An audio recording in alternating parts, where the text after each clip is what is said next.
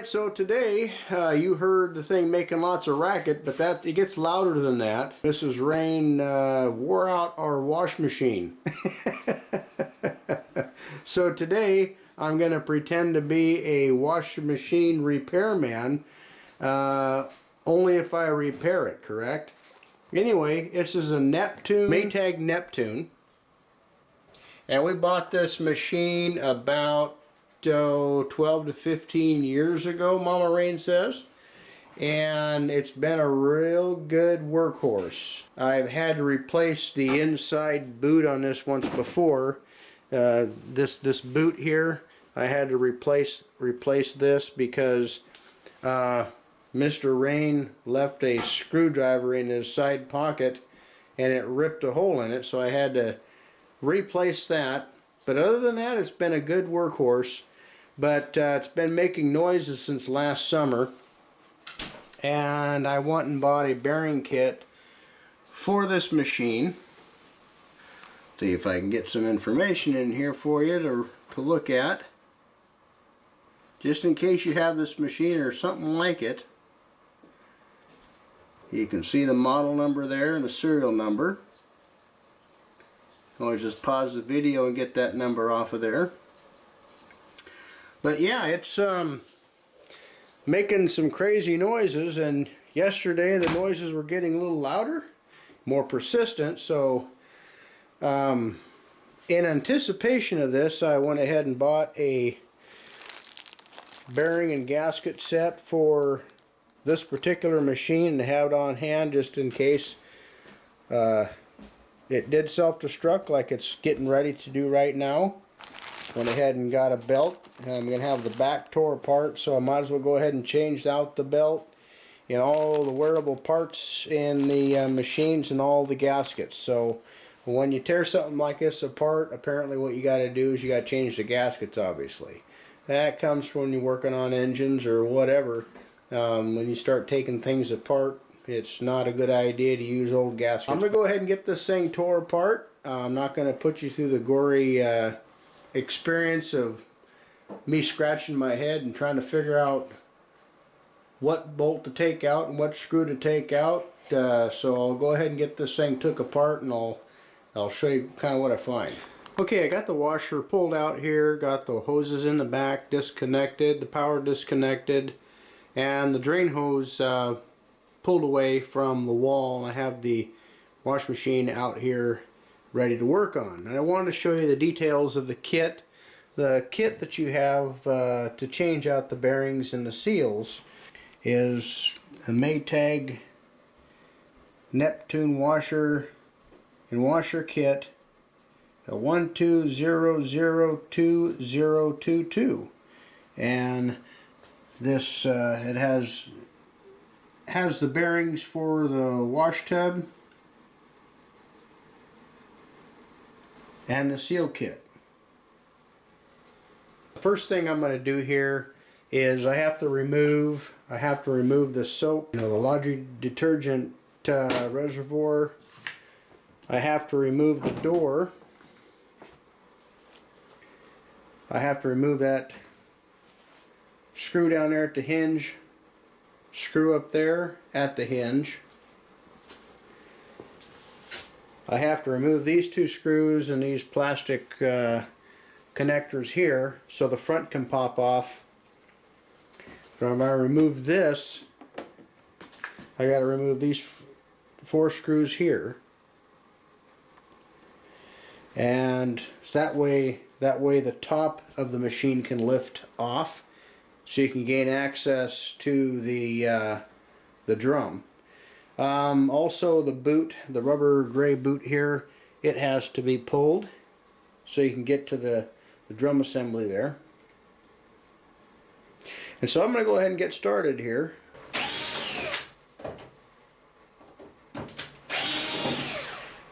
That's 4 Phillips screws.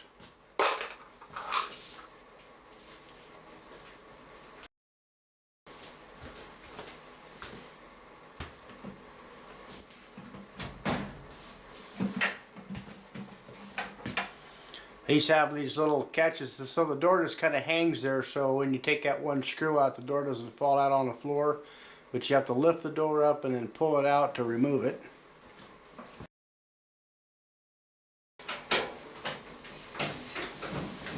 Just right up under here, there's two 5/16 screws that need to come out. I just keep all of my parts in a little container here so I don't lose them.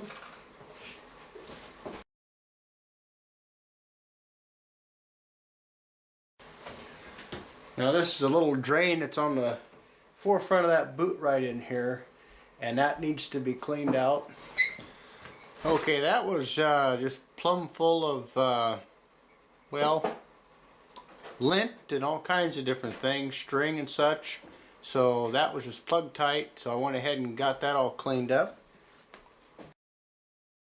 There's a little fluorescent green little string here. It's a little release that you need to, when you go to reinstall this, you need to have this back in the soap dispenser here. So once you take those two 5/8 or 5/16 screws out, this unit will lift forward and then pull out and pull away. And then the whole front of this should come off.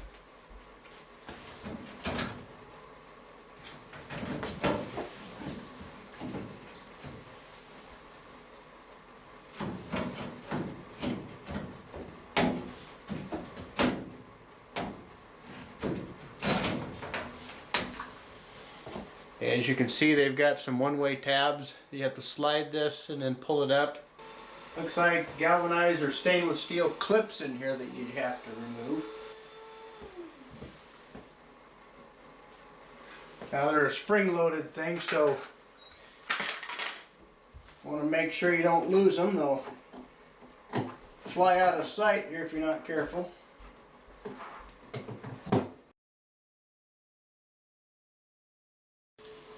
Okay, these have to come off of here so I can pull this out. Again, that's 5/16.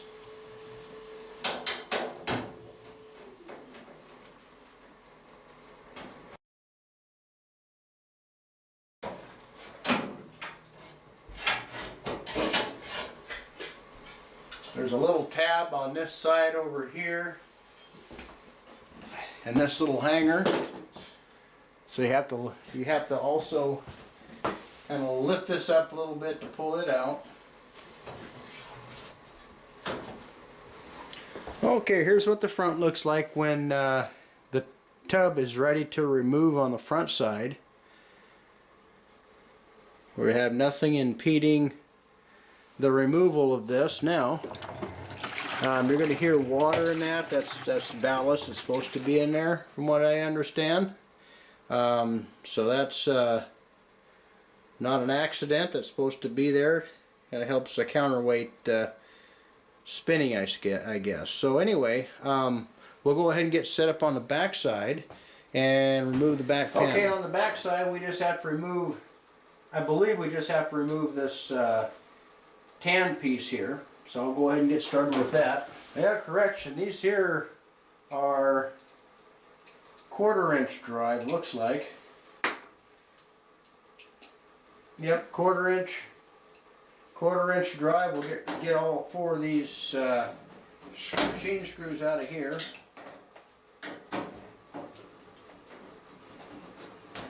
Separate little container for those. For the back side,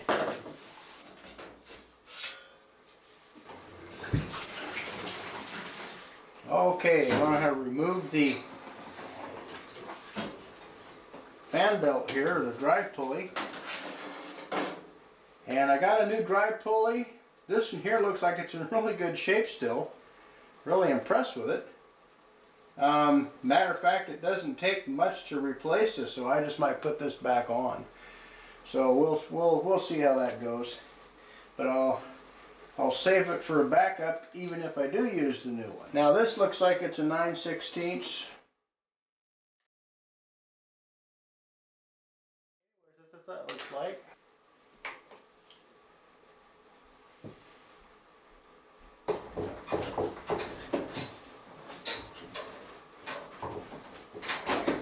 work out a little bit and it comes right off.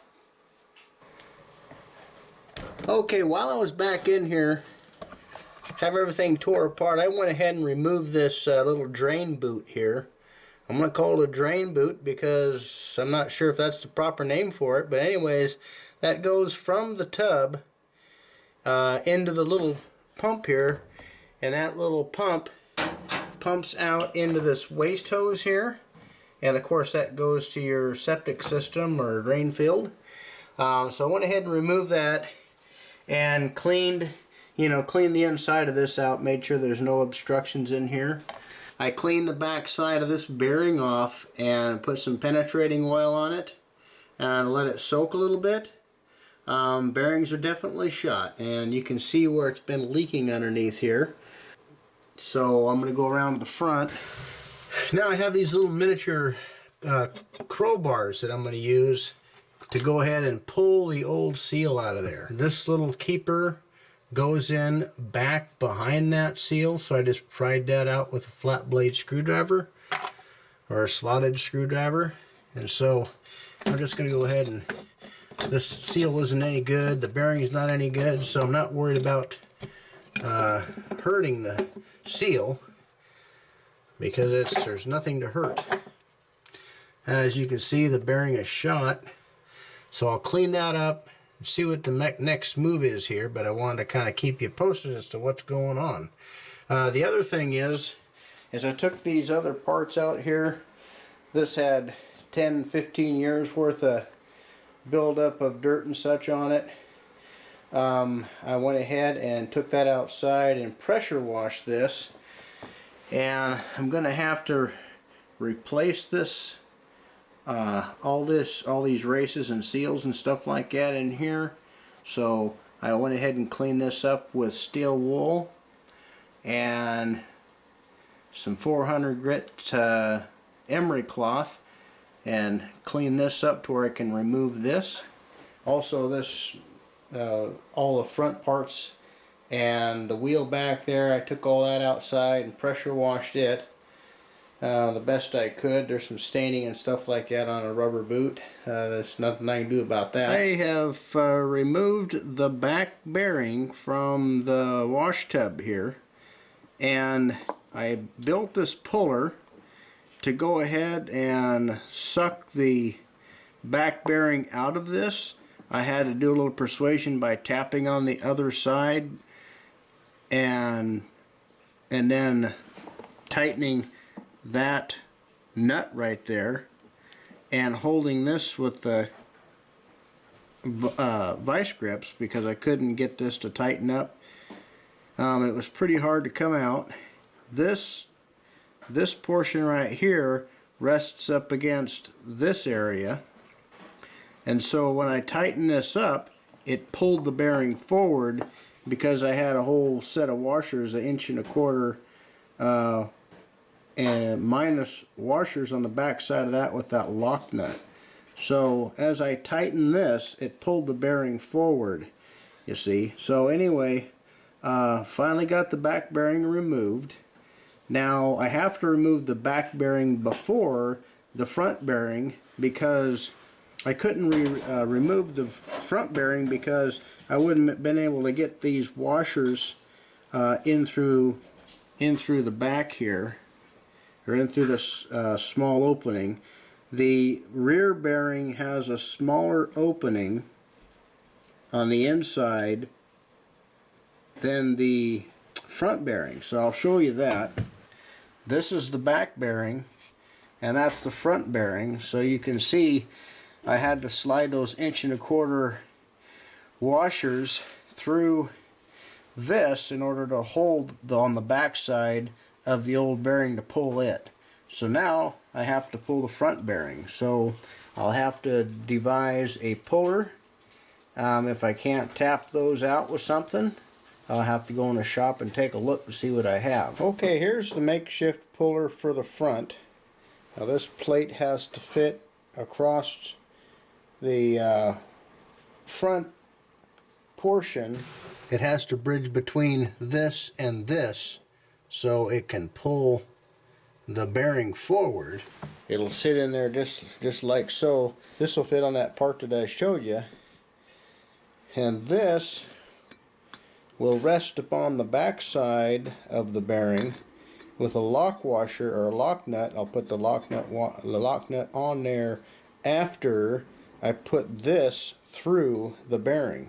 So I'll get set up and show you how I do that. I just wanted to show you the setup here for building a bearing puller.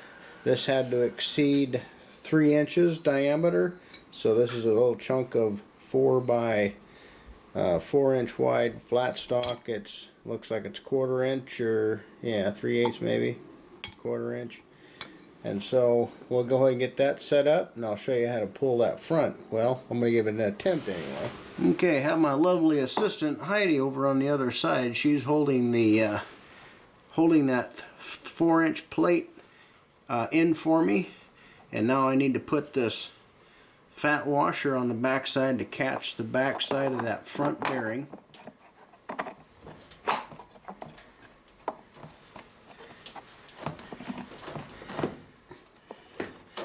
Could you drop that down just a tiny bit, Heidi? There you go. Just a second here. I gotta turn the camera loose so I can get that on. So basically what I have to do is I gotta put that washer on there, and then I gotta put the lock nut following that. So we'll be right back. Okay, you can see the big washer back there with the lock nut on the back side of the bearing. And so now I have to pull the bearing from the opposite side, pulling it out away from us as you see it now. So we'll go around to the other side and start pulling. Run that nut in there until it's up tight.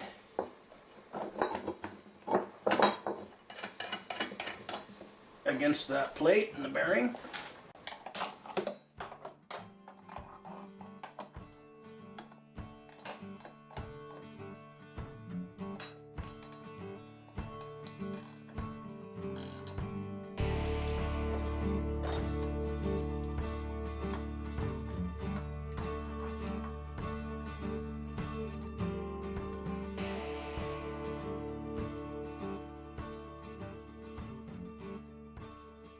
So with a combination of tightening on this side and pulling the bearing towards us, there's tension on the back side of that bearing, and is trying to persuade it to go towards the front of the wash machine. And here we are at the back of the wash machine, and we give us some light taps on the back side of the bearing.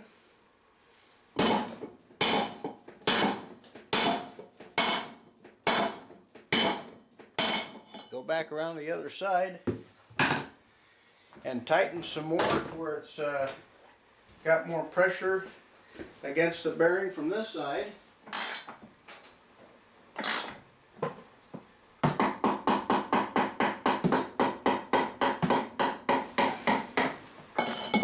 This is a 2-inch piece of 2-inch piece of steel pipe.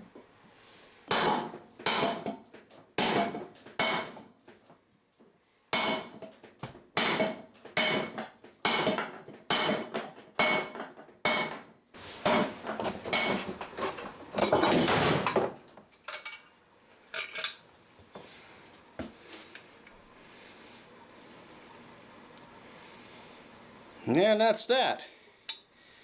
Now I have to figure out how to put it all back together again. After I clean it, I'll take and clean all the rust and corrosion off of the races and the where the bearing sets in. And I'll clean and polish all that to where the other bearing goes in nicely. Well, we reassembled all the components the same way we took them apart. Pulling the bearings was a pretty tough chore. I don't think I would recommend pulling those without some sort of a puller. Here's a look at one of the old bearings. It actually came apart. It was just really rusty and in bad shape and way past due. Now we're giving it a test run to see if it leaks.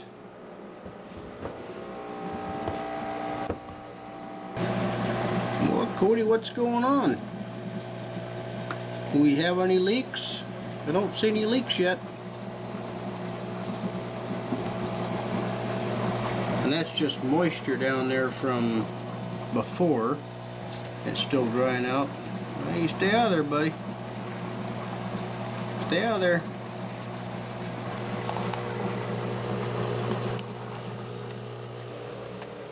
Hope you enjoyed this video.